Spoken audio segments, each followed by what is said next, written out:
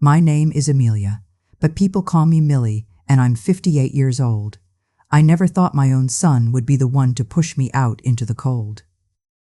Not after everything I gave up, not after the years I spent building a life around him, making sure he never went without. Yet here I am, telling you how Daniel, the boy I raised with every ounce of love I had, looked me in the eye while his wife Rachel smirked beside him and told me I was nothing more than an extra mouth to feed. That phrase cut deeper than any knife. Extra mouth, as if I hadn't been the one who filled theirs for decades. As if I hadn't once worked 2 jobs just to keep a roof over Daniel's head when times were lean.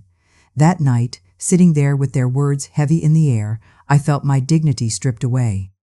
I had no husband left to stand beside me. Cancer had taken him last year, and no home of my own anymore. I had sold the house we built with our hands, the place full of laughter and family dinners, thinking I'd be safe with Daniel. But what they didn't know was that I still had one last card to play, a deed. A set of papers they didn't even know existed. And when I finally placed those papers on the table, the look on their faces changed everything. Stay with me, because this story isn't just about betrayal, it's about reckoning.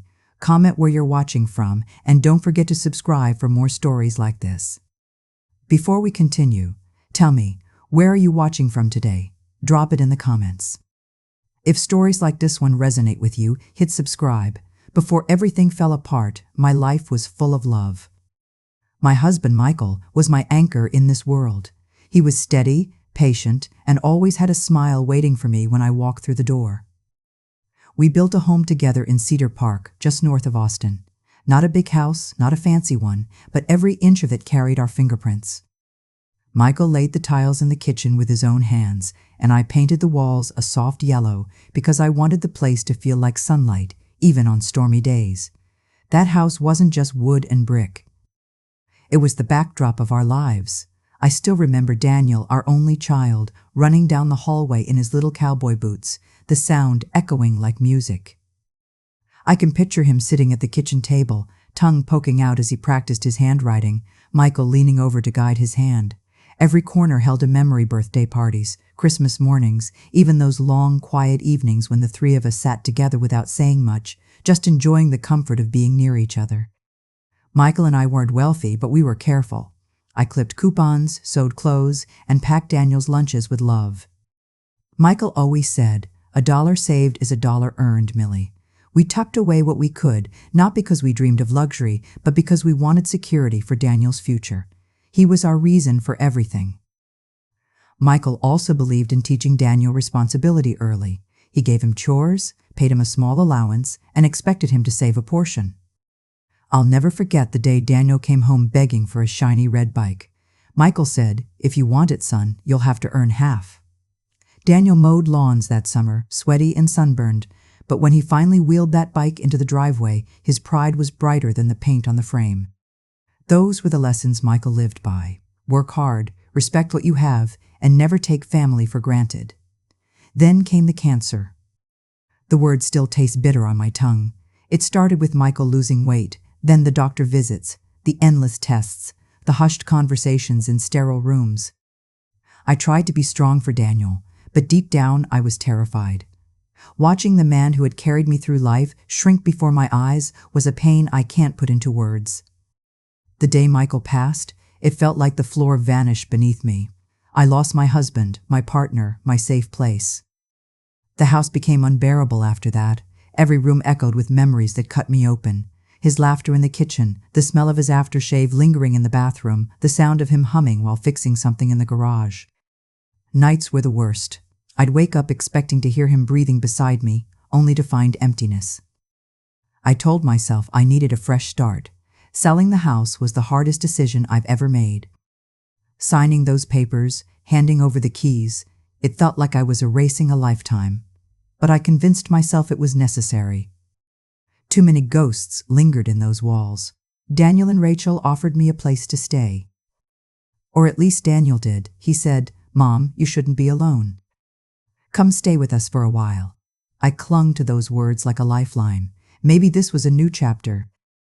Maybe I'd find comfort in being near him, in hearing his voice in the mornings. I packed what I could into a few boxes and gave the rest away. One thing I didn't part with was a small, locked box Michael had left me. Inside were old savings bonds, a set of keys, and a letter he wrote before the end. I couldn't bring myself to open it yet, but keeping it close felt like holding on to him. That box became my secret treasure, tucked away at the bottom of my suitcase. When I arrived at Daniel and Rachel's house, Rachel greeted me with a polite smile that didn't quite reach her eyes. "It'll be nice having you here," she said, but her tone carried an edge. I brushed it off, telling myself I was being sensitive. Daniel hugged me, though it felt rushed, like his mind was elsewhere. I tried not to be a burden. I kept to the small room they gave me at the back of the house. I cooked meals, cleaned the kitchen, and offered to run errands. When Rachel seemed stressed, I took the laundry off her hands. When Daniel came home tired, I made sure dinner was ready. I thought if I stayed useful, if I made myself helpful, they'd be glad I was there. But small things began to unsettle me. Rachel would sigh heavily when I entered the room. She'd change the TV channel mid-show, as if I weren't even there. Sometimes I caught her whispering to Daniel in the kitchen, her eyes flicking toward me like I was an intruder. Daniel didn't say much. He wasn't cruel, not directly, but he was distant. He'd scroll through his phone during dinner, nod absent-mindedly when I tried to talk. The boy who once told me all his dreams now seemed like a stranger in my presence. I swallowed the unease, convincing myself they were adjusting. I told myself Rachel needed time, that Daniel was just busy. But late at night, when I lay awake in that small room, I couldn't shake the feeling that I was no longer seen as family, but as something else entirely, something inconvenient. I held on to Michael's box during those sleepless nights, running my fingers over the cool metal. It reminded me that I still had pieces of him, pieces of our life together, even if everything else seemed to be slipping away. I didn't know it then, but that box would become more than a comfort. It would be the key, literally and figuratively, to reclaiming my dignity when Daniel and Rachel tried to strip it from me. For the moment, though, I stayed quiet. Mothers know how to bite their tongues. I believed love would be enough to bridge the distance. I believed my son still had room in his heart for me. I couldn't have been more wrong. The night it all came crashing down started like any other. I had spent the afternoon in the kitchen, chopping vegetables and rolling out dough. Chicken pot pie, Daniel's childhood favorite. I thought maybe, just maybe, if I cooked something that reminded him of home, of me, it would bring back a softness in him that I'd been missing. By the time I pulled it out of the oven, the house smelled warm, buttery, familiar. I set the table, even folded the napkins neatly. Rachel walked in, glanced at the dish, and gave the faintest shrug. "Smells heavy," she muttered, pulling out her phone. I pretended not to hear. Daniel came home a little later, shoulders slumped, work tie hanging loose. He kissed Rachel quickly, gave me a distracted smile, and dropped into his chair. I tried to start light conversation, asked about his day, mentioned the weather turning cool. His replies were short, almost automatic. Rachel kept scrolling on her phone, tapping her nails against the screen. The silence at that table was louder than any storm. I placed a slice of pie on Daniel's plate, hoping it would break the ice. He picked at it absently, while Rachel finally set down her phone, her eyes sharp. "You know," she said suddenly, voice cutting through the room, "maybe it's time we stop pretending this is temporary." I blinked. "What do you mean?" She leaned back in her chair, smirk tugging at her lips. "It's been months, Amelia. You're still here. You don't contribute. We can't keep feeding an extra mouth forever." The word slammed into me, extra mouth, as if I were some stray animal at their doorstep. My fork slipped from my hand and clattered against the plate. I turned to Daniel, waiting for him to correct her, to defend me, to say anything. He looked down at his food, then slowly lifted his eyes. For a moment, I thought I saw conflict there, a flicker of the boy I once raised. But then he sighed, leaned back, and said the words that hollowed me out. "She's right, Mom. We can't keep doing this. It's not fair to us." I froze, staring at him. My own son. The boy I had carried, the man I had nurtured, was agreeing that I was nothing more than a burden. Rachel pushed her chair back with a satisfied grin, as though she had won something. "Exactly. We need our space. We need our life. This arrangement, Well, it's just not working. My throat tightened. I tried to speak, but the words stuck. I wanted to remind Daniel of the nights I stayed awake sewing his school costumes, the days I skipped meals so he could eat. I wanted to shout that I had given him everything, that mothers don't stop being mothers when their children grow up. But all that came out was a whisper. Daniel, is this really what you want? He rubbed his forehead, not meeting my gaze. It's for the best, Mom. You'll figure something out. Something inside me cracked then, not just my heart, but the very foundation of who I believed I was to him. I realized in that moment he wasn't being pressured or manipulated. He had chosen this. He had chosen Rachel's comfort over his mother's dignity. I excused myself from the table, though my legs trembled as I stood. Back in my small room, I sat on the bed and stared at the suitcase in the corner. I had unpacked only half my clothes when I moved in, afraid of overstaying. Now I was grateful I hadn't fully settled. Rachel's voice carried down the hall, sharp and satisfied. Daniel's was lower, harder to hear, but I caught enough to know they were discussing timelines, making plans as if I were already gone. With shaking hands, I folded my clothes into the suitcase. I slipped Michael's lockbox inside, pressing it deep beneath my sweaters. I took one last look around the room, the bare walls, the borrowed bedspread, and felt a wave of shame rise in me. By the time I wheeled the suitcase to the door, Daniel was waiting in the living room. He didn't offer to help. He didn't ask where I would go. He only muttered, "Take care, Mom," as if I were a neighbor moving across town, not his mother being pushed into the night. I stepped out into the darkness, the cool air hitting my face, and the door closed behind me with a finality that rattled my bones. For the first time in my life, I felt truly homeless, not because I lacked a roof, but because I had lost my place in my son's heart. The first few nights after Daniel and Rachel kicked me out were the worst. I ended up in a cheap motel on the outskirts of town, the kind with cracked linoleum floors and a faint smell of mildew. I slept under a thin blanket, listening to the hum of passing cars, trying to convince myself that this was temporary, that somehow things would turn around. But every time I closed my eyes, I saw Rachel smirk, heard Daniel's quiet agreement, and felt that bitter sting of betrayal all over again. I knew I couldn't stay like that forever. I needed a plan. The next morning, I found a small law office downtown. The receptionist looked at me with polite curiosity as I asked to see a lawyer about tenant rights, property, and what options an adult child's parents might have if they were being forced out. The attorney listened carefully, nodding as I explained my story. "Legally," he said, "you have very little leverage without property, but there are ways to structure ownership, investment, and even purchasing that can put you in control. Sometimes the best revenge is quiet and smart." His words lingered in my mind. I returned to the motel and sat on the bed, thinking. Then my eyes fell on the small locked box I had brought from Michael's house. My fingers traced the cool metal, the familiar ridges of the lock.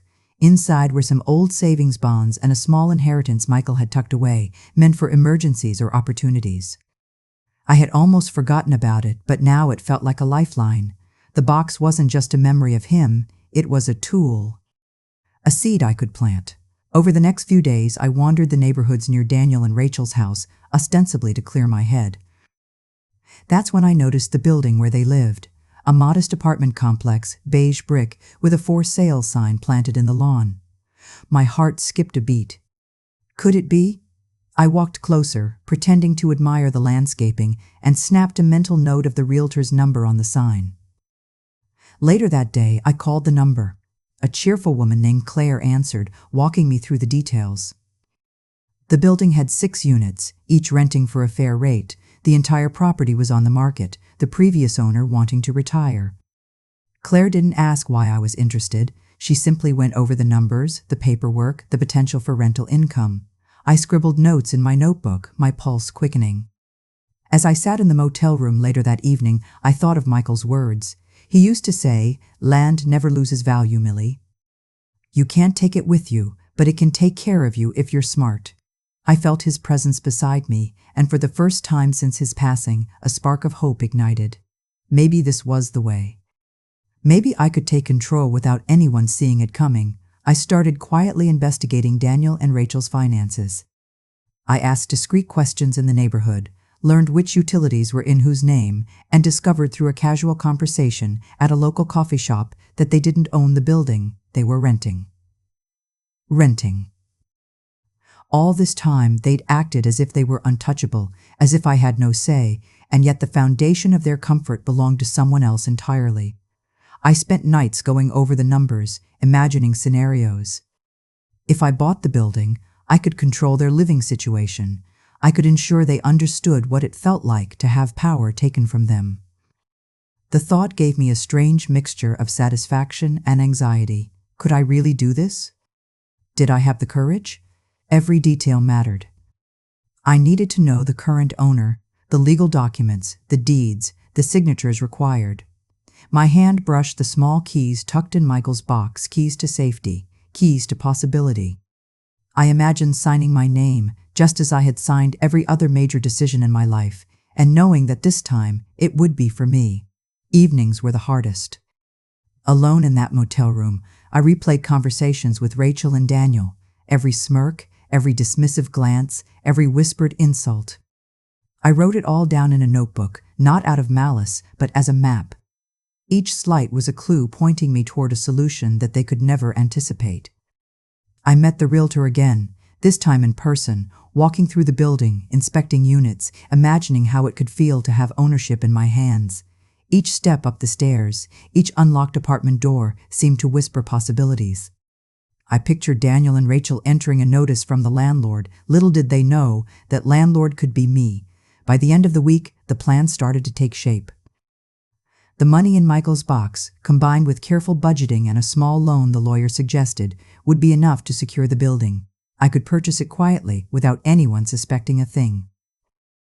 It was meticulous work, checking legal records, drafting inquiries, imagining scenarios. But for the first time in months, I felt alive, purposeful, in control. And all the while, that small locked box sat on the motel dresser, a silent symbol of what I still possessed. Papers, keys, savings bonds. They weren't just objects, they were the tools of my reckoning. A reminder that while Daniel and Rachel might have tried to erase me, I still had Michael's legacy, my intelligence, and my resilience.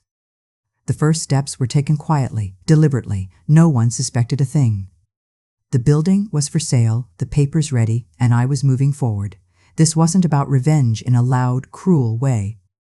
It was about reclaiming the dignity they thought they had stripped from me. And when the time came, Daniel and Rachel would finally understand what it meant to underestimate someone who refuses to be defeated. The day I finally signed the papers, I remember the weight of the pen in my hand. It was Michael's old fountain pen, the one he used to write checks for our savings, the one I had almost forgotten in the bottom of my drawer. I held it as if it carried his spirit, and in a way, it did. Every line I wrote across that deed felt like a heartbeat returning to me, steady, confident, mine. I had pooled my savings with the inheritance Michael had left hidden away, the very same that had felt like a fragile lifeline in the motel. And now it wasn't fragile. It was power, real, tangible power. I was no longer helpless. I was no longer dependent. For the first time in months, maybe even years, I felt alive. The building was mine. Every unit, every lock, every mailbox now carried my name as the legal owner. The idea that Daniel and Rachel might still be under the illusion that I had no control over their lives made me smile quietly to myself. They didn't know. They had no idea that the person they dismissed as a burden was now the person holding the keys to their comfort. I walked through the empty halls that afternoon, running my fingers along the stair rail, imagining what it would feel like to place a notice in Daniel and Rachel's mailbox without them expecting it. The walls echoed faintly, the smell of fresh paint and new beginnings lingering. It wasn't just a building, it was a statement, a reclamation of everything they had tried to take from me, the dignity, the security, the peace of mind. I didn't rush to tell anyone, not Daniel, not Rachel. There was a delicious satisfaction in holding on to the secret, letting it simmer, letting it grow. Each day I went about my routines. I imagined them thinking they were safe, that I had no recourse. Meanwhile, I was preparing, planning, savoring the moment when everything would shift. For the first time since Michael passed, I felt a sense of control over my life. I had been pushed out, humiliated, disregarded. But now I had a weapon, and it wasn't aimed at revenge in the typical sense. It was aimed at justice, at balance, at reminding Daniel and Rachel that their actions had consequences. I locked the deed back in the small box, Michael's pen resting beside it. That box had carried me through despair, had reminded me of my husband's wisdom, and now it carried my triumph. Every time I looked at it, I felt a surge of pride, of power, of quiet satisfaction. And so I waited, quietly, patiently. Because power is sweetest when it is unexpected, when it takes the arrogant by surprise. Daniel and Rachel had believed they had the upper hand. They had believed that I was weak, that I was finished. They had underestimated me, just as they always had. Soon they would learn that the person they dismissed as an extra mouth had not only survived, but had thrived. The day of reckoning would come, and I would be ready. After I secured the building, I didn't rush to announce it.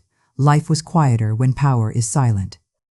Daniel and Rachel continued their routines, unaware that the foundation of their comfort was now mine. When Daniel invited me over briefly for dinner, I went, polite and composed. I smiled, folded my hands neatly in my lap, and nodded as Rachel fussed over the table.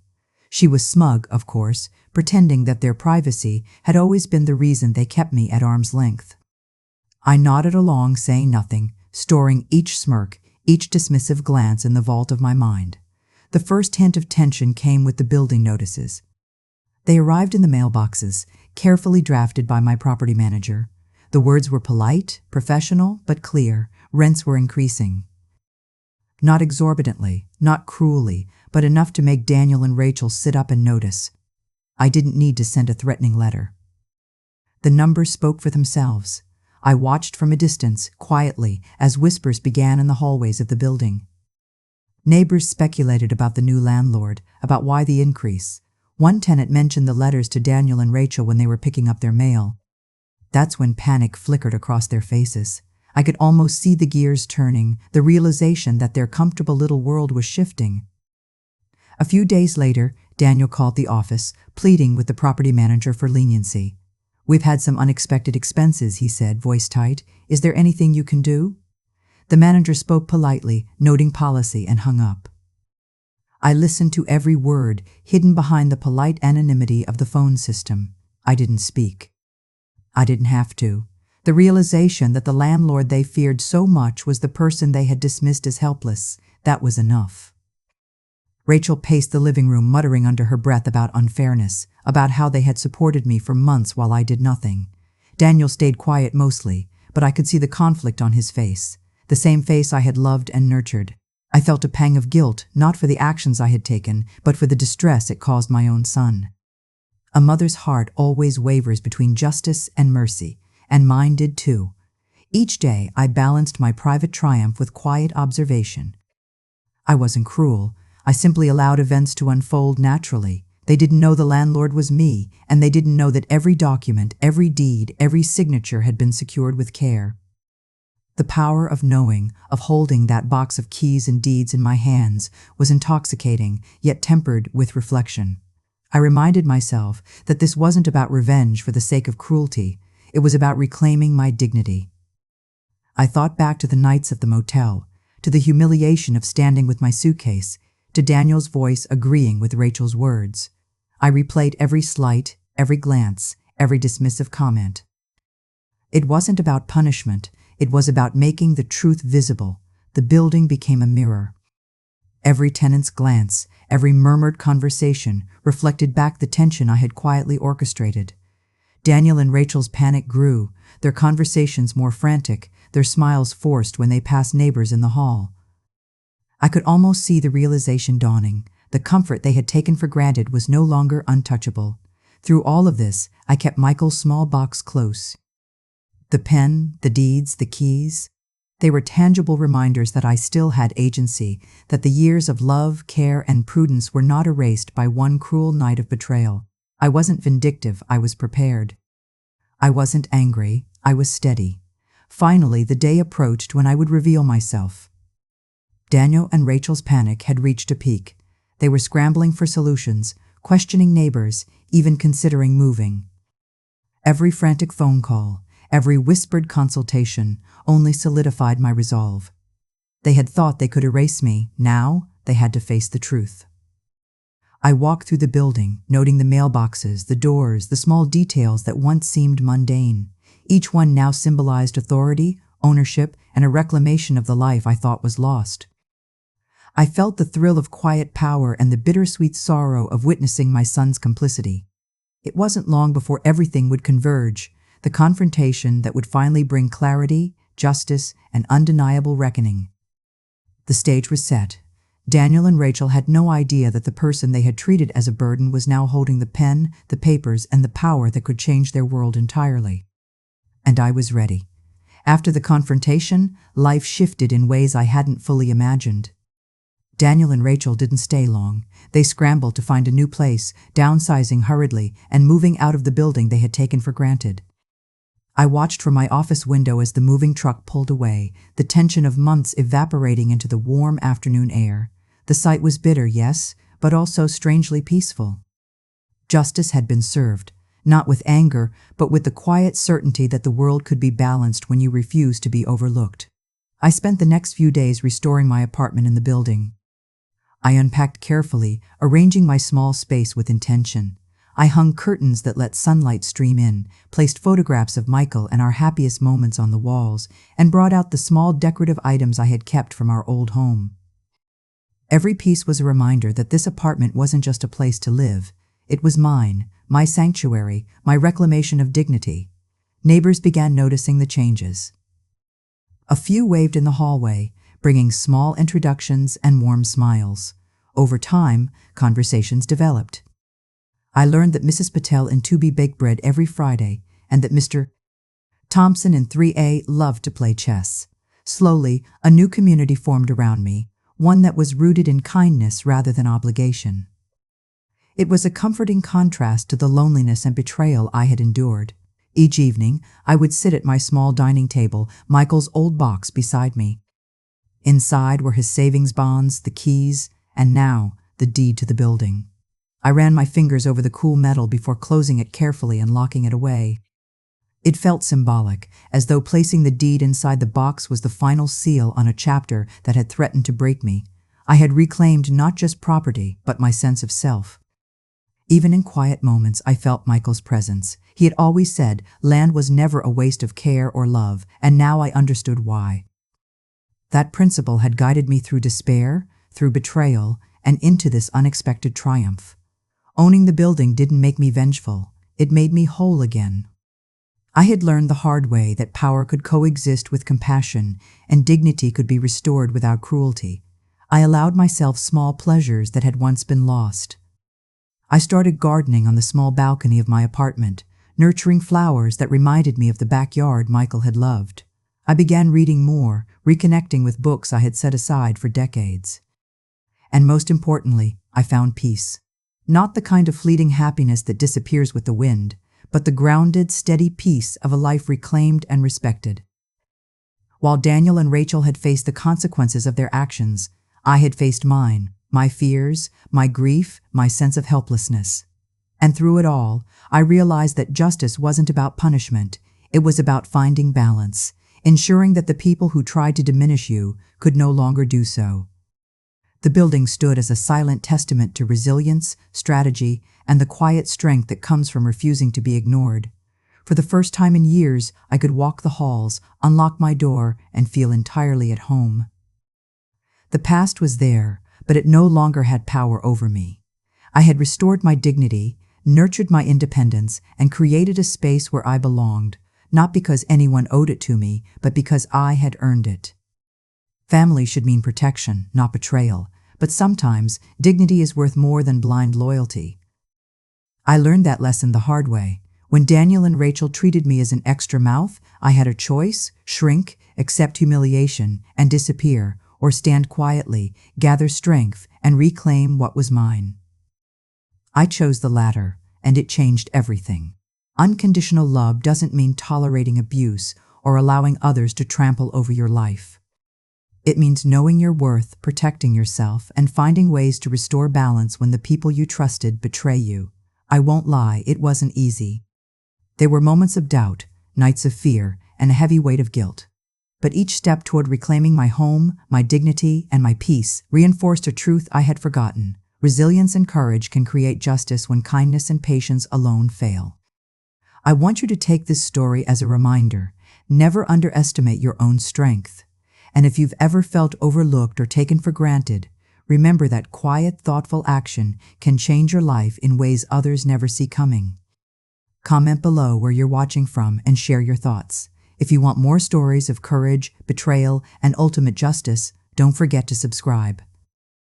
Reclaim your power, protect your dignity, and never let anyone make you feel like an extra mouth in your own life.